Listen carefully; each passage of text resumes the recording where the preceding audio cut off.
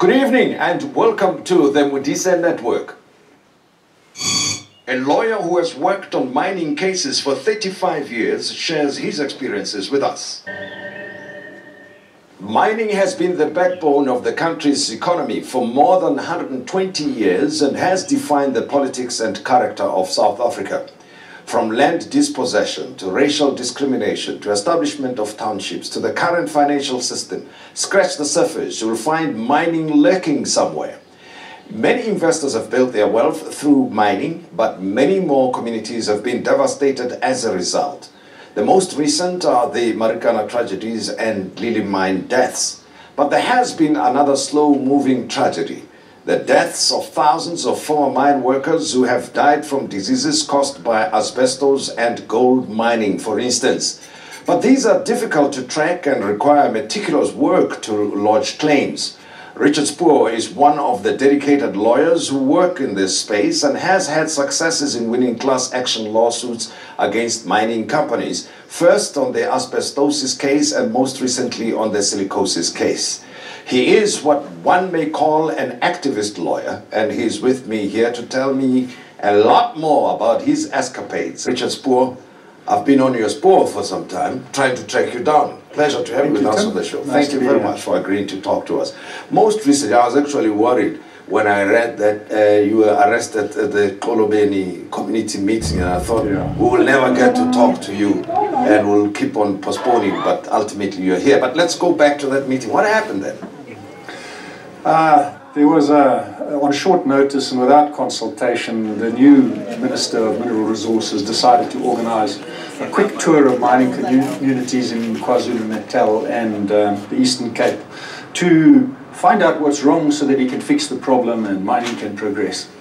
Yeah. Which is a bit of a foolish ambition if you consider that these are protracted, complex issues that have, in the case of Xolobeni, we've been battling this issue for 12 years. But the minister is new to the job, he wants to hear what the people say, and he imagines that once he's heard them, he can unlock the problems and mining can proceed and the country can grow and we'll have jobs and investment. And it's really that kind of context that he went down there, wanting to engage with the community. I've been acting for that community for many years, more than a decade. And I went down to ensure that this process ran well. We found that the process had been rigged. Large numbers of outsiders had been bussed in, speakers arranged on the podium and from the ground about to push a strong pro-mining agenda. And our community, the people whose land it is, who stand to lose their land and their livelihoods if mining takes place, we found ourselves excluded, marginalized, and at one stage cut off by a wall of riot policemen from the meeting.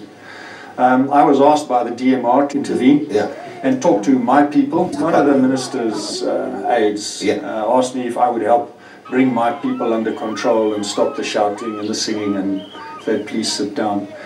To do that entailed inter alia persuading the police to please move out of the tent so that people could sit down and participate. And when I approached the police general in charge of this reaction, this riot police, and asked for his cooperation to work with him, he basically told me he wasn't interested in cooperating at all. He had no interest in working with me. He didn't care, that I was trying to assist the DMR. That resulted in an argument between himself and myself. And when I tried to appeal to the minister, who I've known for a very long time, I was grabbed by the police, roughed up and arrested and charged with a range of offences. But I was released on warning, and I'm none the worse for the wear. Sure. But the meeting was disrupted, the community couldn't participate, and if the minister had hoped to learn anything, it wasn't perhaps the lesson that he hoped to learn. But as you say, the matter of Xolobeni has been going on for quite a while. Just briefly tell me, what are the issues there? If you are in Joburg or elsewhere in the country, you know that there's something going on there, but there seems to be a difference of opinion between the minister and the department in terms of what should happen. with the mining license or rights there. It's an Australian company, right? Australian company. And on the other hand, there seems to be a strong sentiment within the community that mining should not take place there. Just briefly, what is the issue? Well, the community that we represent are the people whose land is going to be mined. That's an enormous patch of land. It's about 22 kilometers long, and it's between 1.5 and 2 kilometers wide. Yeah. There are 70 families living directly inside that area, and there are another 150 families living out that area, but whose grazing lands and whose ploughing lands fall inside this area. The mine will have a huge impact on their lives. They'll be moved, they'll lose their land, they'll lose access to the sea, to the fishing, to their grazing, to their crops. It's a huge impact, and that's the one thing that they're concerned about. So they're very worried about their lives being disrupted and destroyed, and the very old linkages of this community with each other. But then it's not as if something is being offered to them. 12 years on, we don't know what they want to do with these people. If my experience is a guide, they are probably going to uproot the people and dump them in some RDP township along the road to Bazana. We don't know. Is the plan to give us alternative land, which would be ideal? There is no alternative land. How are they going to compensate us? We don't know. The BEE structures that they've set up are smoke and mirrors. They're frauds. They don't promote any confidence on our side that people will benefit. People are concerned about an influx of people to get the jobs, people who will get the contracts. They don't believe that this is going to come to them. So really, from their perspective as the owners of the land, as the people whose land this is, there is no reason whatsoever to agree to this mining coming on these terms. And of course the information is not forthcoming, and no. Probably if it was being shared, it would persuade them to think differently. Who knows? Who knows? Yeah, I say that you are an activist lawyer in the mining space in particular. Am I right to say that? Well, you know, I mean, as a young man, I was an idealist and an ideologue. But the area where I've been working now for a long time, several decades, has been on mining, and two real issues: health and safety of miners and compensation for mine workers, because the history is an ugly one. It's a very dangerous job. People get sick, people die, there are big accidents.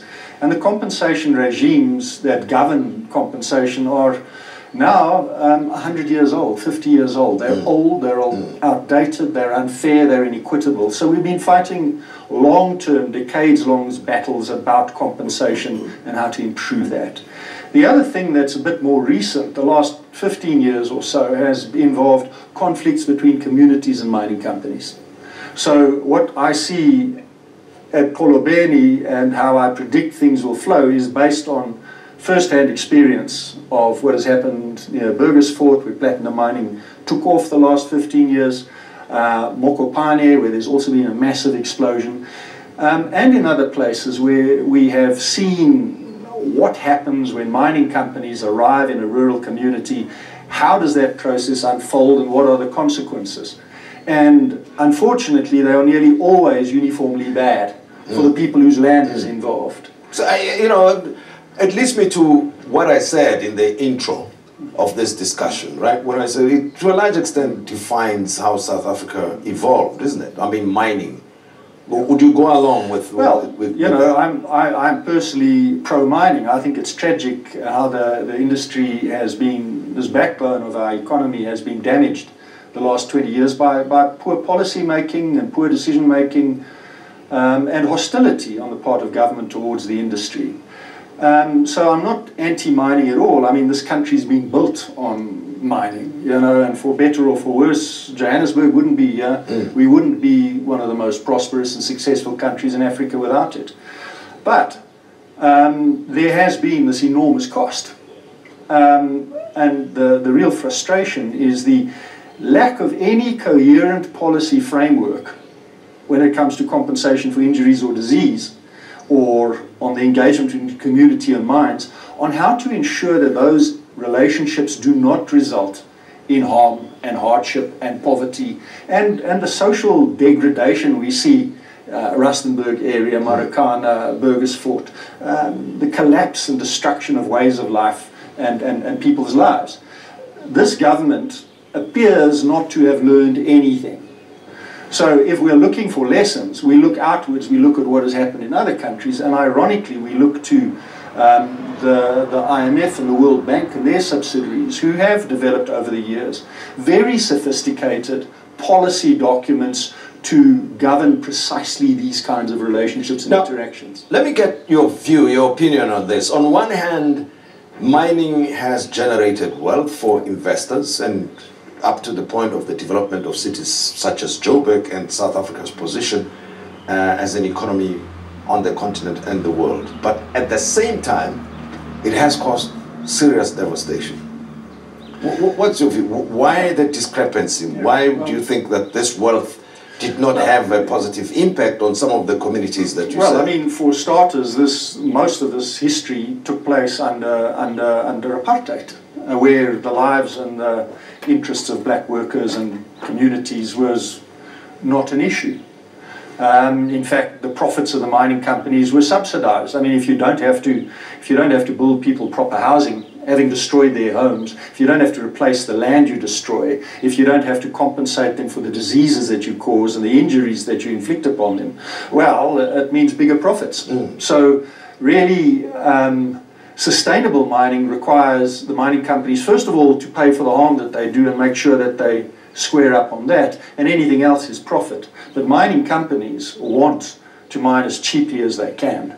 With the help of the successive governments. And the governments have helped them. You know, and this government's response, you'd expect huge changes, hasn't resulted in fundamental and informed and intelligent policy changes. So, you know, mining involves land, and mining involves land rights. So you would imagine that one of the key players here is the Department of Land Affairs.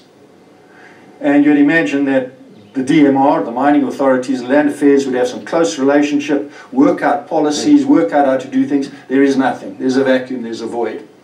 So to the extent that at certain areas and certain places we've been able, through representing communities, to secure better deals, fairer deals, it helps, is happened despite government. So there's no support. So even when we have a good relationship with a mining company, they're willing to work with us, we want to work with them. Where is government? In this process, it's absent.